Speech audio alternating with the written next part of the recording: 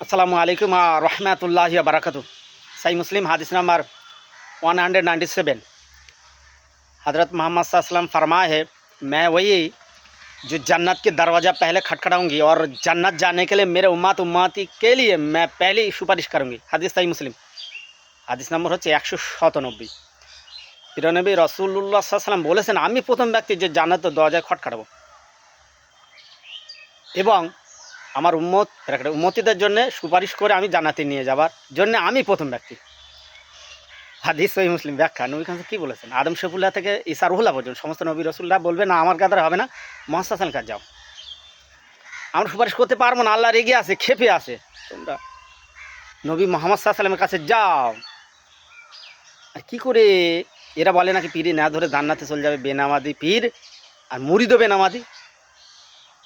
তো পীর বেনামাজি বেদাতি পীর, তুই ভাই কোথায় থাকবি তার ঠিক আছে? এরকম একটা কোরআন আর হাদিস থেকে দলিল দে তো ভাই দেখি। নবী করিম সাল্লাল্লাহু আলাইহি ওয়াসাল্লাম যা বলেছেন যে সুপারিশ করে জান্নাতে নিয়ে যাবে, তো পীর কোথায়? জান্নাতে নিয়ে একটা হাদিস দেয় ভাই। কোরআন হাদিস যখন নাজিল হয় তখন পীর শব্দটাই ছিল না, পীরেরই অস্তিত্ব ছিল না।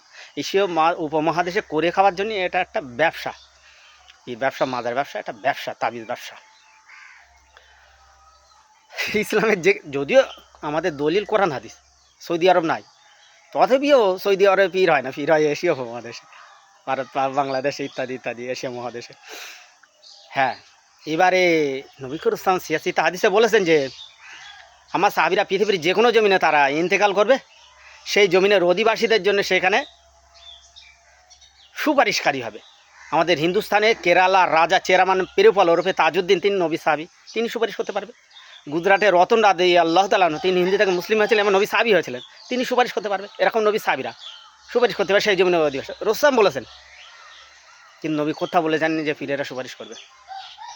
তো অবশ্যই মনে রাখা উচিত, যারা অবশ্যই তাবিজ বেছে খাচ্ছেন অবশ্যই মনে রাখো যে আপনার হিসাব করা দরকার। কাল এক মা বলছিলেন যা তার ছেলের 2টা বউ চলে গেছে, অনেক জায়গায় 5,000, 3,000, 15,000 টাকা পর্যন্ত দাবি করে নিয়েছে, তাবিজ করে দিয়েছে, তার বউ থাকেনি। বলছে আমি তার গাড়ি আটকাবো, স্কুটি আটকাবো, যে আমার 5,000 টাকা তো তাবিজ করে দিলে, তো আমার ছেলের বউ তো পালিয়েছে। আশ্চর্য, আপনারা এইরকম শিরক কুফর আর বেদাত করে খাচ্ছেন, আর ইসলামটাকে আপনারা বেছে বেছে খাচ্ছেন, আর আপনার লজ্জা শরম লাগে না? জাতিকে ধোঁকা দিয়ে আপনি এরকম হাজার হাজার টাকা পিটছেন আপনি তাবিজ তামিমা বেছে। ছি।